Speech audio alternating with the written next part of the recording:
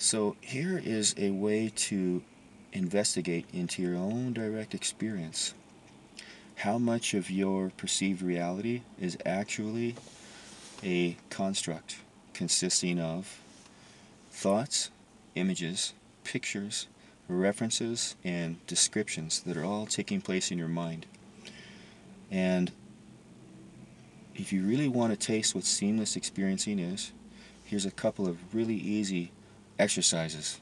I'm hesitant to call them exercises because I don't want to allude that there is some formula, again, to discovering the seamless interconnectedness and freedom that your present experience actually is. But these are just suggestions. Hopefully, you guys know by now that I'm not actually trying to sell you anything, especially another concept. So, here's what I recommend: find a park, a really nice setting that has a lot of just nature type stuff, trees, rivers, rocks, mountains, birds, animals, so on and so forth. I happen to live close to some really nice parks, so I can take advantage of this. So just start off in your walk and breathe deeply, slowly, and naturally, and just notice the automatic tendency for the mind to start labeling everything that you see. Right? You see a mountain, a tree, a stream, a rock, some grass, another person. It just happens. It's automatic. It's all words, right?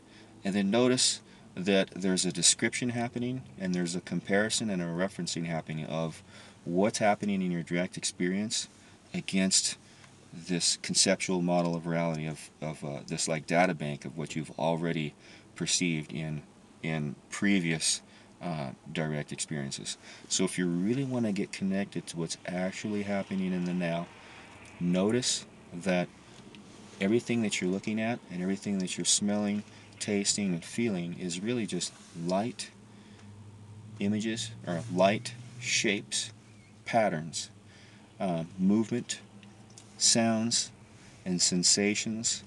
For example, the sensation of your feet touching the earth, the sensation of the breeze going through your hair or through the hair on your skin, the scent of some bushes or some flowers that you might be walking past. And it's all just raw sensory data until the conceptual self begins to label everything and then reference what is currently being experienced against what's not actually happening right now. So, at this point in your walk, you are relaxing the description and the referencing and the dialogue that's just happening. You're relaxing that. And you're just noticing what's happening. And then after a little while, relax the feeling that there's a you that's noticing.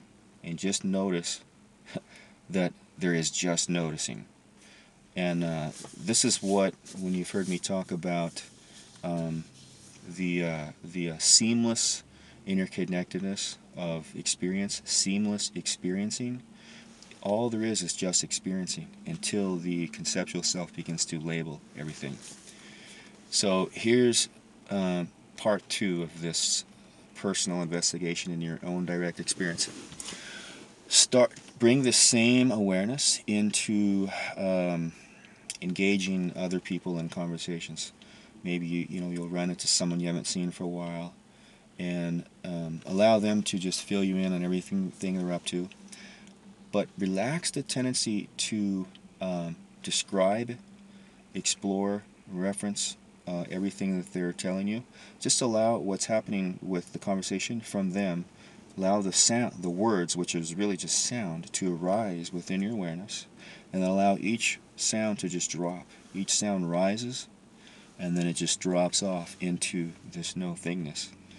And as you're engaging the person in this kind of awareness, also feel what's happening in your body in reaction to the energy that they are sort of giving off with their excitement and their interest in what it is that they're sharing with you.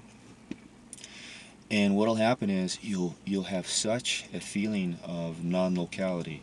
The feeling of a you versus a me will just sort of drop off. It'll drop away, and the conversation will become one that is not a dialogue between two conceptual selves, right?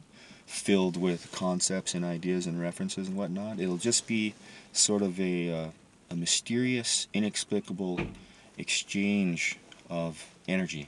Very mysterious. And keep in mind that a mystery is not an unsolved problem. So if you find yourself in a conversation in the super aware state that I've just described, stay with it for as long as you can, and just notice the conceptual self will always try and jump in and try and reference something the person might be saying, or the conceptual self will want to compare its um, data bank to what this person is offering to you. You don't have to describe and jump into all of the details of what the person is explaining to you. You can just sort of have this lively, fresh exchange, and it's really fun. And I promise that what'll happen is the person will just feel like you're the most attentive person that they've ever come across. And you are. It is authentic. You're just not allowing the conceptual self to override your direct experience. So hopefully that wasn't confusing. If it is, forget everything I said. Allow the words that I said to just fall and rise and drop off into nothingness. Feel what's happening in your body with what I just presented to you. And watch the video again if it's a little confusing, if that helps. And that's about it.